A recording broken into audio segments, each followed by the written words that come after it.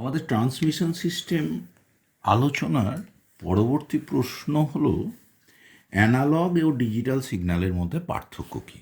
এই analog signal হলো এমন সিগন্যাল যেটা সময়ের সঙ্গে কন্টিনিউয়াসলি মানে এবং দিকে পরিবর্তিত হয়। অর্থাৎ এই ধরো একটা অ্যানালগ সিগন্যাল, ইলেকট্রিক্যাল সিগন্যাল নিয়েছি, তাহলে ই ভার্সেস টি কার্ভটা জিরো থেকে আস্তে আস্তে বেড়ে ম্যাক্সিমাম হয়, ম্যাক্সিমাম থেকে জিরো হয়, আবার নেগেটিভ সাইডে ম্যাক্সিমাম হয়, জিরো হয়, এইভাবে চেঞ্জ হতে থাকে। সুতরাং এটা কন্টিনিউয়াসলি চেঞ্জ হতে থাকে। হোয়ারাজ ডিজিটাল সিগন্যাল এটা হয় অন স্টেটে থাকে, না হয় অফ স্টেটে থাকে। যদি তুমি ই ভার্সেস টি যদি গ্রাফ টানো এখানে, তাহলে এই রকম হয়। অর্থাৎ এইখানে হয় অন স্টেটে আছে কিছুক্ষণ, তারপরে অফ স্টেটে চলে গেল, সিগন্যাল ভ্যালু জিরো। অর্থাৎ একটা ম্যাক্সিমাম, কখনো কখনো মিনিমাম, তাহলে অন স্টেট বা অফ স্টেটে সিগন্যাল থাকে। সুতরাং তোমাকে যদি এরকম পার্থক্য বলে, তাহলে তুমি মূলত কাকে বলে বলবে, তাদের ভ্যারিয়েশান দেখিয়ে দেবে কার্ভের সাহায্যে, তাহলে এই ক্ষেত্রে তোমার উত্তর হয়ে যাবে। বলছে একটি যন্ত্রের নাম লেখো যেখানে মডুলেশন এবং ডিমডুলেশনের কাজ একসঙ্গে হতে পারে। দেখো, মডেম, মডেম মানে মডুলেটর অ্যান্ড ডিমডুলেটর। এই মডুলেটর এবং ডিমডুলেটর মডুলেশন এবং ডিমডুলেশন ঘটায়। অর্থাৎ ক্যারিয়ার ওয়েভের তোমার চেঞ্জ করে দেয় অ্যাকর্ডিং অ্যাজ দ্য সিগন্যাল, এটা মডুলেশন। আবার ওই ক্যারিয়ার ওয়েভটাকে আবার সিগন্যাল থেকে পৃথকও করে ফেলে। এই যন্ত্রই হলো মডেম। তারপরে বলছে যোগাযোগ ব্যবস্থায় বাহক তরঙ্গ কি ভূমিকা গ্রহণ করে। দেখো, বাহক তরঙ্গ বা ক্যারিয়ার ওয়েভ এর একটা বিশেষ ভূমিকা আছে। যেমন ধরো, আমরা একটা অডিও সিগন্যালকে কথার কথা ট্রান্সমিট করতে যাচ্ছি, তাহলে অ্যান্টেনার উচ্চতা হয় λ/4, এবং তোমার এক্ষেত্রে যদি অডিয়েবল সাউন্ডে তুমি জানো ম্যাক্সিমাম ফ্রিকোয়েন্সি 20,000 হার্জ, তাহলে তার ক্ষেত্রে লামডা সমান সব আলোর গতিবেগ 3 × 10⁸/2 × 10⁴।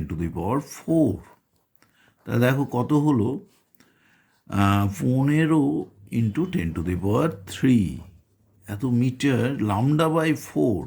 দেখো অনেক বেশি হয়ে যাচ্ছে। দেখো 3.75 কিলোমিটার, এতটা উচ্চতা কিন্তু এখানে রাখা সম্ভব নয়। সুতরাং λ/4 এর মান অনেক বেশি হয়ে যাচ্ছে। এত উচ্চতার অ্যান্টেনাকে স্টেবল ইকুইলিব্রিয়ামে রেখে ট্রান্সমিশন ঘটানো সম্ভব নয়। 2 নম্বর, ট্রান্সমিশনে যে এনার্জি বাহিত হয় সেটা 1/λ² সঙ্গে সমানুপাতিক। এবার দেখো, আমি যখন সিগন্যাল পাঠাচ্ছি তার তরঙ্গ দৈর্ঘ্য খুব কম, ফ্রিকোয়েন্সি দেখো 20,000 হার্জের মধ্যে, তাহলে তরঙ্গ দৈর্ঘ্য, ফ্রিকোয়েন্সি 20,000 হার্জের মধ্যে, তাহলে তরঙ্গ দৈর্ঘ্য যথেষ্ট বেশি, তাই পাওয়ার ট্রান্সমিটেড এখানে খুব কম, তাই পাওয়ার অ্যাটেনুয়েশন হয়ে গেলে কিন্তু আমার সিগন্যালকে খুঁজে পাওয়া যাবে না, সিগন্যালকে উদ্ধার করা সম্ভব হবে না। কিন্তু আমরা যে ক্যারিয়ার ওয়েভ পাঠাই সেটা হাই ফ্রিকোয়েন্সির ইলেকট্রোম্যাগনেটিক ওয়েভ। সুতরাং এই ক্যারিয়ার ওয়েভ পাঠানোর ফলে আমাদের কিন্তু অনেক বেশি এনার্জি আমরা ট্রান্সমিট করতে পারছি অ্যান্টেনার সাহায্যে, যার ফলে ক্যারিয়ার ওয়েভ কিন্তু একটা সুবিধে করে দেয়। এছাড়া দেখো, ক্যারিয়ার ওয়েভের বিশেষ কম্পাঙ্ক থাকে, এবং আমরা যখন অনুষ্ঠান প্রচারিত হচ্ছে এত হার্জে বা এত মেগা হার্জে, এত মিটারে ইত্যাদি বলি, ওটা ক্যারিয়ার ওয়েভেরই ফ্রিকোয়েন্সি এবং ওয়েভ লেন্থ বলা হয়। তার মানে ক্যারিয়ার ওয়েভ কিন্তু এখানে সিগন্যালের আইডেন্টিটি বহন করে, সিগন্যালকে ওই ক্যারিয়ার ওয়েভের মাধ্যমে ধরা হয়। তাহলে যে কোনো জায়গায় আমার সিগন্যাল কিন্তু হারিয়ে যাবে না, বা অন্য কোনো সিগন্যাল তার ঘাড়ে চেপে যাবে না, এটাও বলা যায়।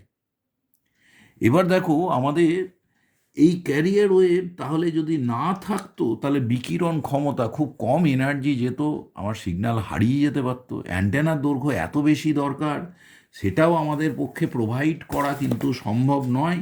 তাহলে সেক্ষেত্রে ট্রান্সমিশন সিস্টেম কিন্তু আমাদের ব্যাহত হতো। এছাড়া আমরা যেটা বলবো যে তার আইডেন্টিটি বহন করে, এবং সিগন্যালকে আমরা যে কোনো জায়গায় হারিয়ে যেতে দিতে পারি না। অর্থাৎ সিগন্যালটাকে আমাদের অন্য কোনো জায়গায় রিসিভ করা যাবে না, পার্টিকুলার ক্যারিয়ার ওয়েভ তার আইডেন্টিটি বহন করছে সেই জায়গাতেই বহন করা যাবে। ক্যারিয়ার ওয়েভ কিন্তু ইলেকট্রোম্যাগনেটিক ওয়েভ। সুতরাং এই যে সিস্টেমটা মাধ্যমে আলোর গতিবেগেই কিন্তু যায়, তার ফলে ট্রান্সমিশনটাও খুব দ্রুত হতে পারে। এগুলো তোমার এর সুবিধে। সুতরাং আমাদের এই ক্যারিয়ার ওয়েভ কিন্তু আমাদের খুব সুবিধে করে দেয়। অর্থাৎ ক্যারিয়ার ওয়েভে তাহলে কী কী সুবিধে হতে পারে? একটা হলো হাইট অফ দ্য অ্যান্টেনা। অ্যান্টেনার হাইট এত বেশি হয়ে যাচ্ছে যে যেটা ক্যারি করা আমাদের অসম্ভব হয়ে যাচ্ছে, যে অ্যান্টেনা আমাদের দাঁড় করিয়ে রেখে ট্রান্সমিশন ঘটানো অসম্ভব। 2 নম্বর, এনার্জি যে রেডিয়েশন হচ্ছে সেটা আমাদের যে বাক তরঙ্গ তার ওয়েভলেন্থ যথেষ্ট বেশি, তাই পাওয়ার ট্রান্সমিশন কম হয়। পাওয়ার অ্যাটিনিউয়েশনের কারণে সিগন্যালকে আমরা লস করতে পারি। 3 নম্বর, মিক্স আপ অফ সিগন্যাল। অন্য সিগন্যাল কিন্তু এখানে মিশে যেতে পারে না। 4 নম্বর, সিগন্যালের আইডেন্টিটি বহন করে, অর্থাৎ ওই সিগন্যালটাকে আমরা ধরতে পারি এবং সিগন্যালটার দ্রুত ট্রান্সমিশনেও কিন্তু এখানে একটা ভূমিকা থাকে ক্যারিয়ার ওয়েভের, কারণ সেটা একটা ইলেকট্রোম্যাগনেটিক ওয়েভ।